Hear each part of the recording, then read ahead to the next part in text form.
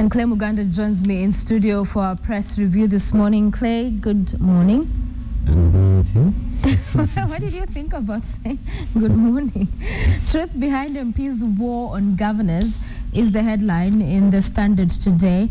And there is a description here of how it's all about the money, and from the senators were not part of the county fiscal management, but now will come as chairman of the key development committee. This is not the first time we're hearing about them chairing a committee where the governors are sitting in, and so this is again about controlling them, checking those powers. We've heard about them taking away your excellency, the flags as well. A circus. Actually, it's I think we talked about this last week. It's all about money. Yeah. There's no way MPs would want to go to a place where there is no money, MPs and senators and all that. It's all about, I think there's this feeling that the governors are controlling a lot of money, and based on what has been coming out on their budgets and all that, the way they've spent the money, all these trips they've been making, I think there's a feeling that there's so much money at the county level, and these people want to put a stop to that. And they don't want to put a stop to it to save money. They're going to put a stop to the governor spending money so that they can spend this money. And then things like titles like His Excellency. I think even Kenyan ambassadors outside that they're referred to as His Excellency. The flag, I don't know how that is going to happen, because nowadays everybody wears the Kenyan flag. I see everybody. Well, on their cars outside. Leave alone, I mean, I tend to think that even the previous constitution, I don't know whether it was changed in this, it didn't allow people, you could not fly the Kenyan flag, or you could not wear the Kenyan flag the way people nowadays wear it.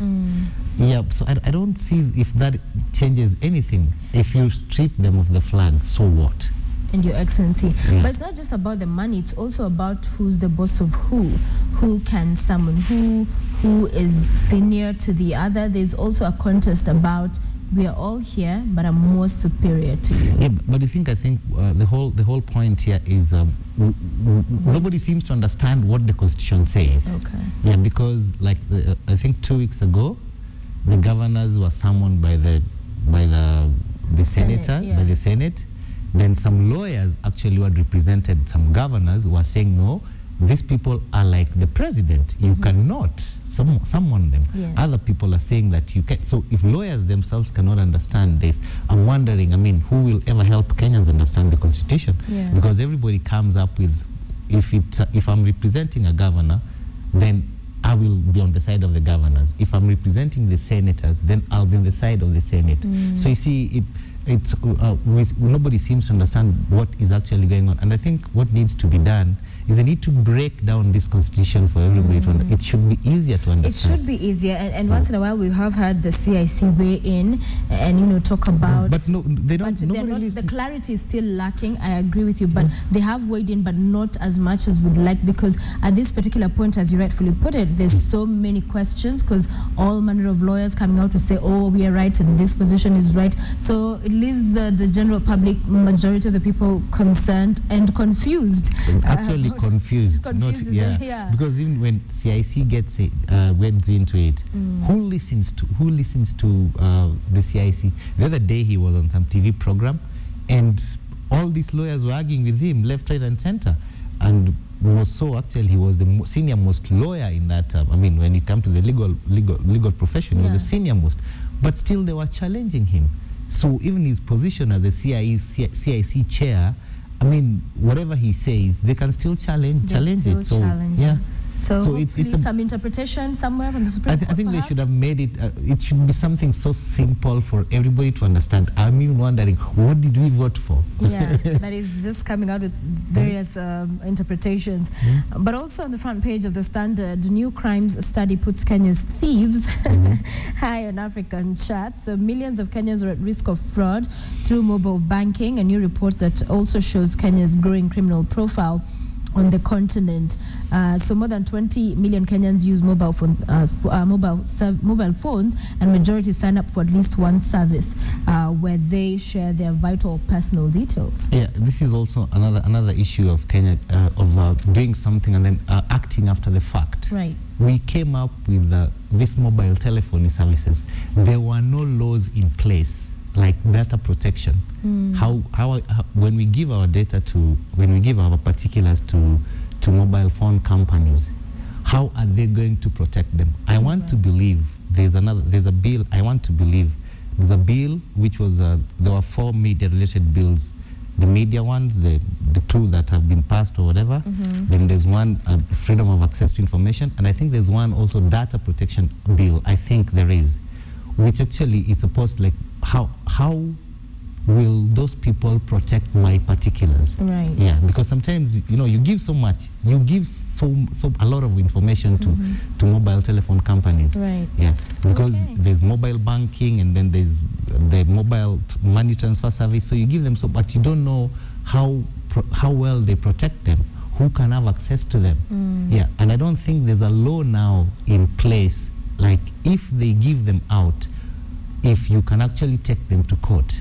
I don't know whether there's already a law in place. And perhaps just to take you back to that story, of course, it continues on page 2, the control of billions at the center of MPs' governance supremacy battle.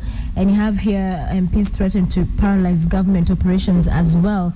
Important and key to remember is that bottom line, it's Monanchi who will suffer in all this. Of course, yes. When all this, when you paralyze, when you paralyze the government operations, right. You're actually, because there's some services which supposedly the government offers for free, Yes. Yeah. So when you do that, when you actually paralyze government functions, what is it? Unless they're trying to tell us that there's nothing else, that we are on our own, the government is also on its own. I mean, like their travels and all that. So when they paralyze government operations, then there'll be no more foreign travels, no more interest, the outrageous interest that the government officials earn and all that. Right. But if in an ideal situation, it's the common people, it's the people actually who are going to suffer. And I think then that in that way they fail in their duty as people's representatives, because they're supposed to represent the interests of the people, not to make the people suffer. Okay. Page 3 has a story about this man who came into the headlines, of course, his encounter in the hands of Al-Shabaab. It is an experience I would not even wish on my worst enemy, is what he says, and you can read more about that in the Standard. But there's also a report here about official blames IEBC failures on Oswago. So that is also ongoing, just probing and looking into exactly what happened with the mess we witnessed on the 4th of March 2013. And the ICT. You witnessed it. I witnessed it first, firsthand, and also many Kenyans who are, at the polling stations, and you could not vote using the technology that had been promised and talked about and hyped for so long. But the ICT director, Dismas Omondi, is one who was telling the court that Oswago was in fact in charge of the day-to-day operations, and that he's quite little. But the problems at IEBC, you could actually tell from before. There was so much back and forth. And I'm sorry, I'm not a prophet of doom. Yeah. But I did mention at some point that this thing is going to be a mess. At some point I did write in my column that this thing was going to be a mess. Okay, nobody takes me seriously. They need to know. Anyway, but it's all a part of the Kenyan thing of blame game. Nobody wants to take responsibility. I am very sure today probably Oswago will say like, no, it's not me, it's the other people. There's another person and all that. So it's this point, this Kenyan thing of nobody wants to take responsibility. Even the institutions that actually are mandated to carry out the duties to the satisfaction of the public, nobody wants to take responsibility. The CEO will always blame his junior staff. Throw the ball to the other person. Yes. So it's a whole thing of the blame game, because it should not have gotten to that level. I mean, this was a very critical moment, and this was a very important thing. I mean, for Kenyans, new constitution or it's no longer new. No, that time. Yes. I mean, new democracy. Kenya is only 50 years old, and there was a new constitution and all that. So they needed to do this thing perfectly. It needed to be done well. Yeah. And what is unfortunate that the reassurances that kept coming, at the time, by the time you see, when you have to reassure somebody two, three, 4 times, then it means that there's a problem. There's a problem. Yeah. Okay. It means that there's a problem, because it got to a point when, IEBC, I kept referring to them as crybabies, because they were complaining a lot. We can't get this, we don't have this, we want this, and it was becoming too much. Yeah. All right, page 4 today in the Standard, ODM polls, secret ballot or acclamation. So sources say Raila Odinga asked county chairpersons to push for acclamation method of voting. Of course, this has been refuted and opposed by other candidates, including Ababu, who insists that it must go the secret ballot way. But I think that what I hear is that the ODM, the ODM constitution is for a secret ballot, so they'll have to change that. Okay, the only thing I would be very happy for ODM elections to go on peacefully, because this will, so that Kenya can have some kind of party system, not these vehicles for elections, you see?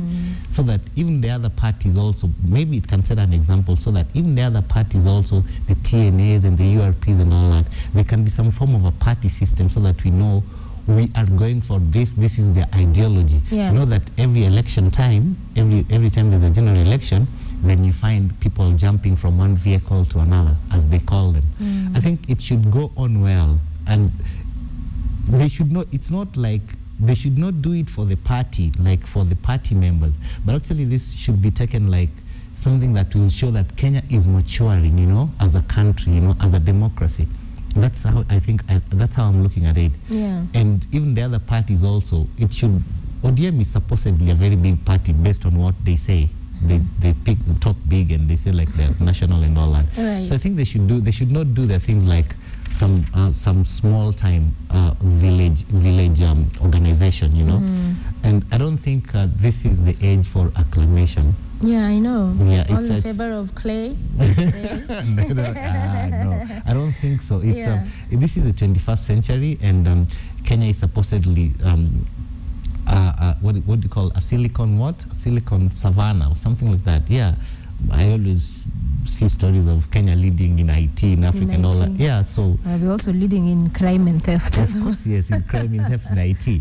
Yeah, and that is because we did the back end of the business. We never took care of it. I mean, like when it comes to this mobile telephone and all that.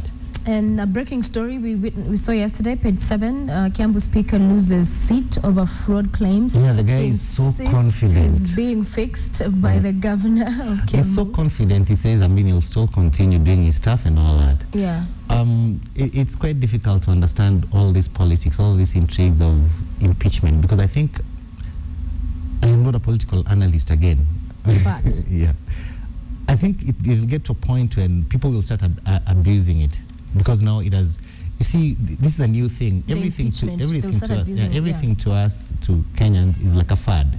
Yeah, we treat issues like hit music, like a hit song, you know. So that one now is the what is hit? The hit. The in thing the is in thing now is impeachment. Let's impeach them all. So you see it continuing. I would not be surprised one day if somebody tells you that they want to impeach you. You don't the members of the show.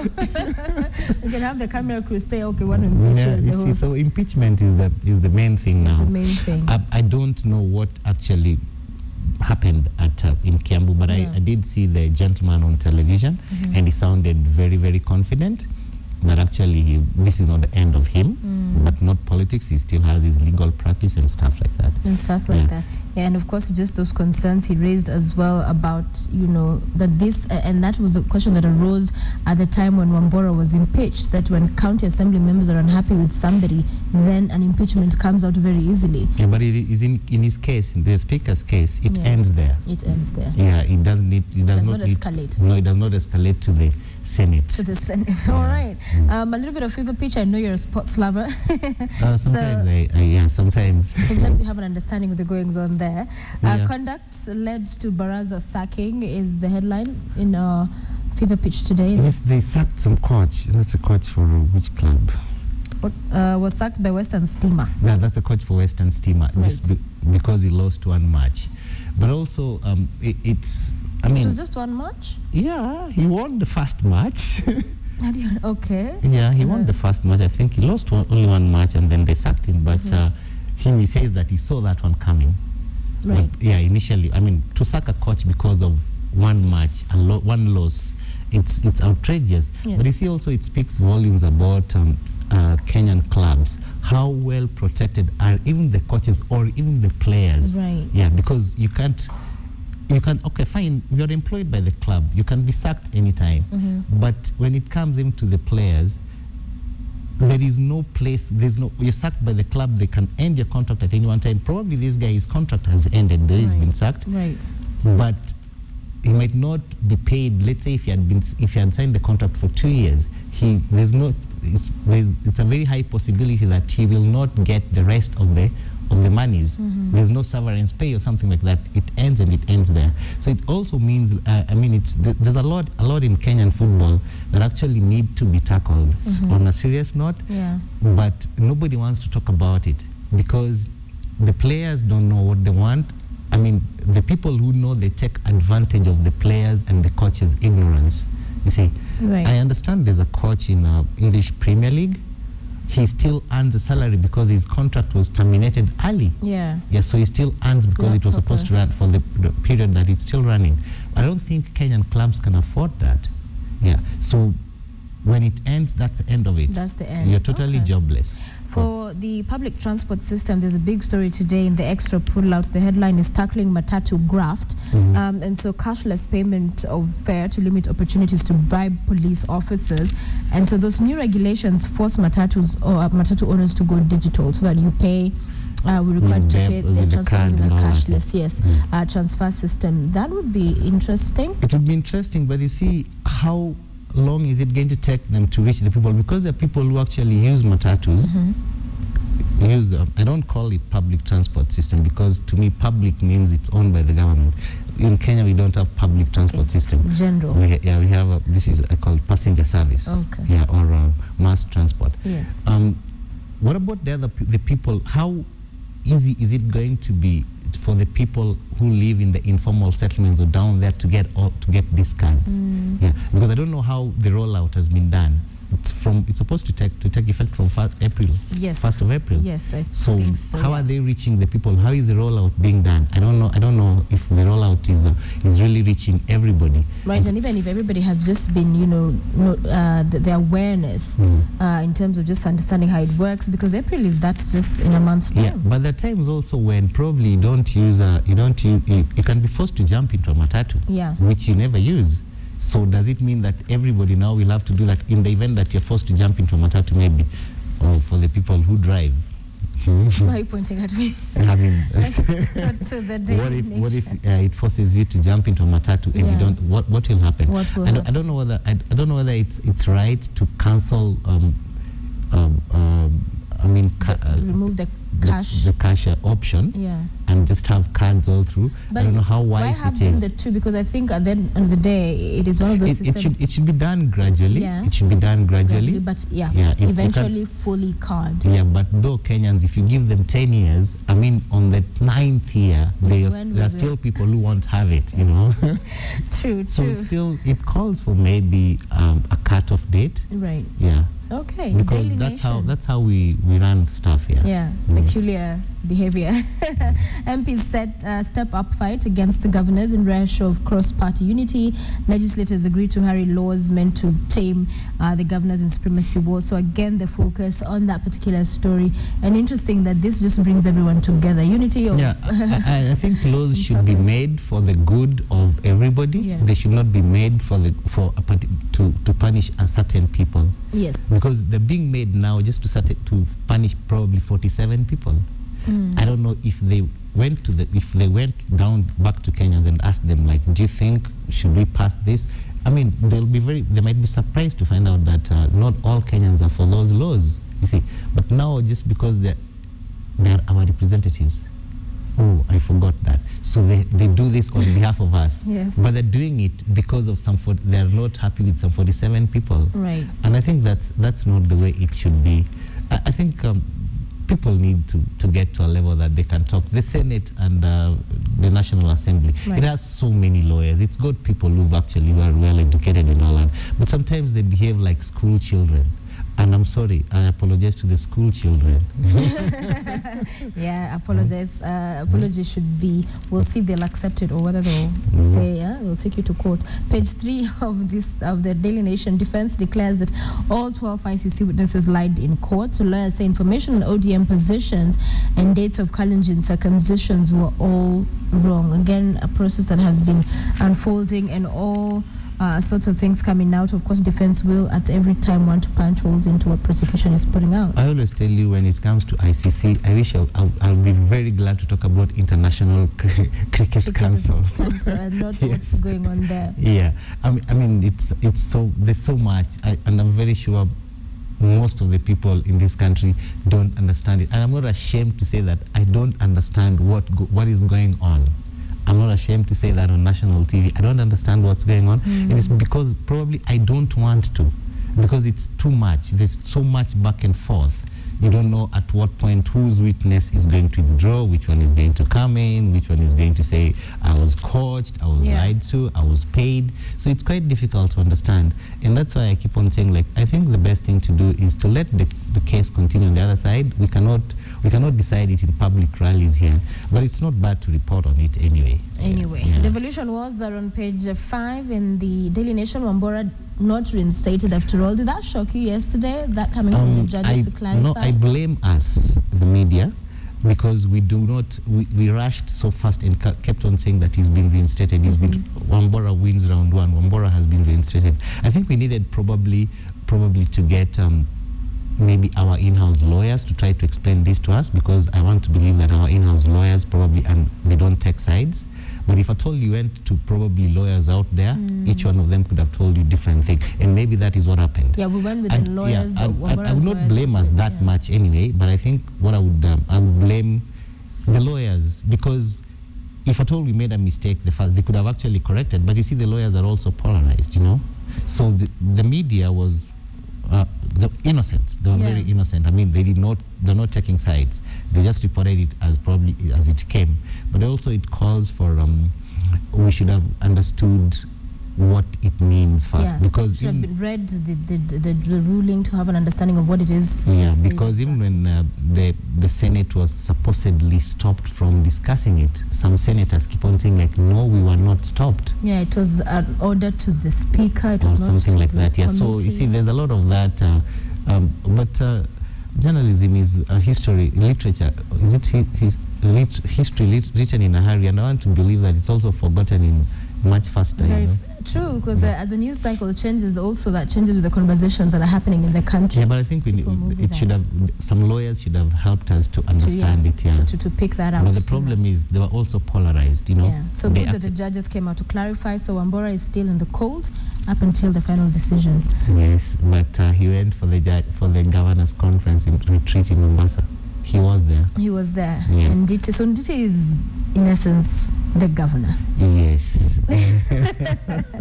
Page 6 is a story that we are basing our question of the day on today. Whether IG Kimayo is justified, not to defy a court order to arrest Mutairingo over what he says would be embarrassing the PS. But the guy is wrong. He's wrong. Yeah. Yeah. So who's wrong? The court, not Kimayo, Iringo. He should be arrested. Yes. What about another government official? What if another government official actually uses that as an excuse? You could not arrest him. If you arrest me, you're going to embarrass my ministry or my department or my boss and all that. You're going to embarrass the institution. I mean, justice should be. Everybody should have equal access to it. So he's wrong, yes, he has whatever he needs to answer to, but also the IG Kimayo in not arresting him. That's what I'm saying, IG Kimayo should have already. Or he should give a better explanation, not that. That is not a good, that's not an explanation. It's embarrassing, government to government. We've already seen the president go to the ICC. Of course, yes, I mean, yeah, so why? No, he's never gone ever since he became president. Actually, he hasn't, yes, but the deputy president has. Yes, so I think this is it speaks volumes about law enforcement, because that is actually wrong, and I think he should take action if he's been ordered by the court. But it also follows like this idea of we don't respect any of our institutions. The only institution probably that we respect is the presidency. Yeah, court orders have become quite the... Yeah, I mean, there's so many. Yeah. Yeah, so nobody... But it did not start in 2014 or 2013. This has been something that has been happening. Ongoing. It's been happening, I mean, for long. Okay. Yeah. Finally, in the Daily Nation back page, head teachers back unions merger plan. So there's that merger plan. Of course, QOTD is not very happy about quite a number of conversations about the merger, but NAT is hoping it happens. Because I think what has been happening is that you pay twice, NAT and QOTD. So when they have one union, they'll pay once. But I still do not know. I have not been a teacher, and I still do not know. NAT has been there for quite a long period of time, right, where QOTD came from and what void it was coming to fill. Yeah.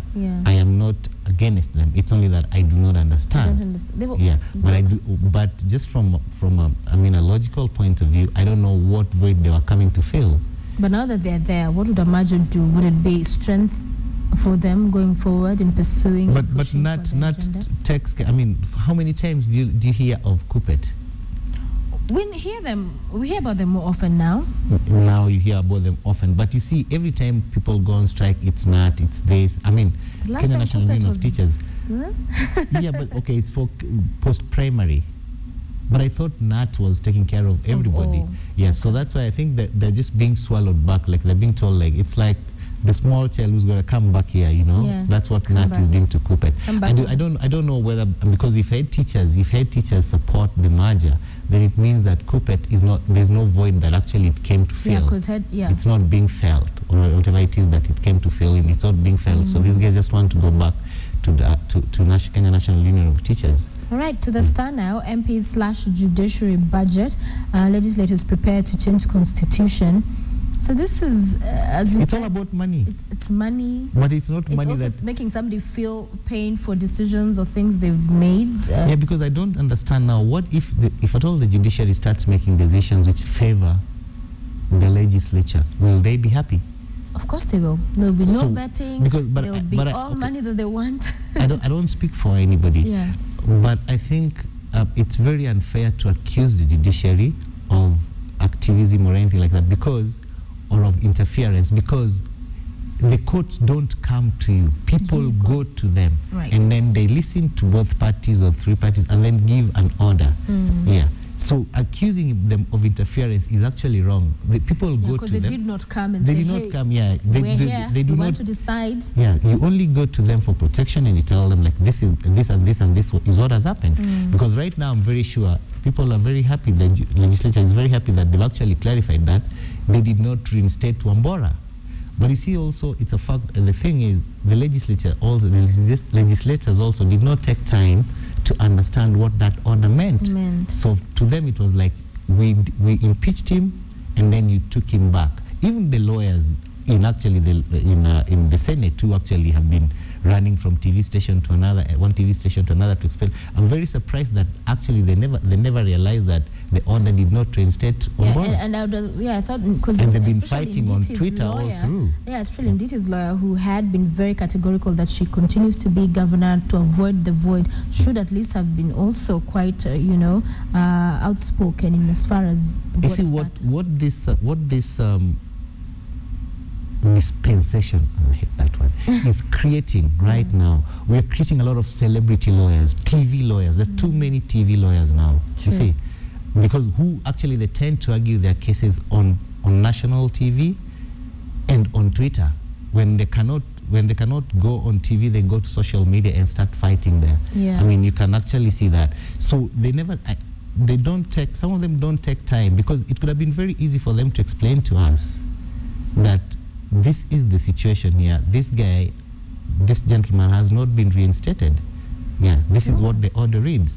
But you see, to them, it was war. It was an all-out war all through, right from the beginning. Right. So I think they need to take some time. Not that I'm a lawyer. They need to take some time and spend some time with their law books and not on Twitter. Not on Twitter and on TV. I mean, We're creating too many celebrity lawyers now. Celebrity lawyers who you cannot take their word for the last word. You're still questioning. In this case, you won't call them celeb. They call celeb with an S. Celeb is a D-list celebrity. I'm sorry. Okay. Yes. Page 2 of the Star. 3 members of police vetting team resign. So they are saying that they want to focus. They are members of the Nyumba Kumi, and they want to focus more on that because it is, there's lots of work there as well. That's what they said when they were in their resignation letters. When will Kenyans ever do something to conclusion? And they're not giving different opinions like this. The other time, I think 2 weeks ago, last week, there was a disagreement that so-and-so was reinstated. Was given a go-ahead or a green light. Right. And we did not okay it. Yeah, there's been that story like that. There has been a story like that, I think, with the vetting, and that's why it has not continued yet. Yes. There's been that. It's on hold. So it's on hold. So is it curious that they're saying it's about Nyumba Kumi and they need to focus on that, or perhaps there are 3 people. Unhappy? Yes. So Nyumba Kumi now has only 7 people. Finally, the People's headline: devolution headed for collapse is the question they're posing. So this showdown, it's chaos in governance as the Senate seeks support of the National Assembly to tear down authority of governance. But do you think this would actually threaten devolution in? No, what has been said, and when you pick from all this noise, when you pick at least some stuff from all this noise, right, what you get is that it does not revolve around the governors per se. I don't think everything has collapsed in Embu now that Mr. Wambora is not there. And even in the event that probably Nditi is not there, I don't think everything will collapse. I don't think that when you tame the governors or when you reduce their powers, right, devolution is going to collapse. I don't think so. Based on what I've picked from all these things, that all the noises that people make that are being made and all that, I don't think it's going to collapse, because as long as the institutions are there, then it should just work, because it does not revolve around that one particular governor. So if one governor feels like my powers have been tamed so much, I cannot fly the flag and all that, and since I cannot fly the flag and you cannot call me His Excellency and all these other things, by the way, why can't they just use their own titles? The doctors and all these things, why can't they just use their own titles? If you feel that you cannot work because of that, then probably pave way, and I think it will still continue. I don't think that is something to be worried about. Okay, because you see, different parties, when the governors are threatened, they claim that, oh, you want to kill devolution. When MPs are threatened on this end, they say, oh, you want to kill devolution. And you're interfering with... So you want to kill devolution. Everybody keeps on saying we are for devolution. You are not for devolution. Okay. So their positions keep on changing. But I think it's about the people. I think it's about the people of Kenya, and I don't think that it can collapse, because people have actually started embracing what is going on with the county, no matter how little, the little that has been done. All right, we must bring this to a close, but a very quick comment from you on the developments in Uganda. Am I allowed to sound gay on this national TV? Okay. You're allowed to tell us what you think. What I wanted to say is when I went to the hairdresser, I found this conversation going on there. Right. And I basically think, like, I don't understand what these homosexuals have been doing to Uganda, that actually Museveni has to pass this now.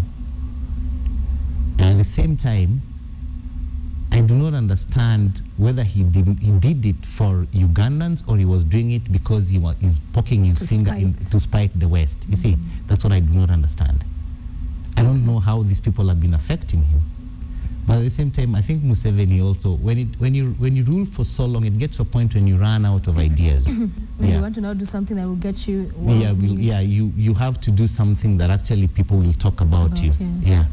I don't know the rights of homosexuals in Uganda and all that, but I want to believe that actually Kenya is much better. And I want to say this But you've had some legislators now talking about bringing that conversation very seriously to the House. Yeah, when I had this thing being discussed at the hairdresser, which I never participated in it, I never participated in the discussion, what I was asking myself is, like, how many people do this young men and women and deal with who actually are homosexuals or gay, and they never tell them. How many people walk through their doors that actually they work, I mean, their clients who never tell them, because some of them were actually complaining that all these guys have to be banned and all that. You want to ban people you don't know where they are. Yeah. And it was sad to see the red pepper in Uganda publish the names and but which actually, even that anti-gay bill in Uganda, or anti-gay law, it does not allow for that. For them to publish. It does not allow for publishing. Okay. So they already contravened one section. Actually, so they might the first be shut down as well, like we saw one happen a while back. Well, thank you, Clay, for being part of our show this morning. Enjoy the rest of your week. It's Wednesday, so Thursday, Friday. Yeah, the 2 days. The 2 days. Thank you Thanks so for much. Having me. You're welcome.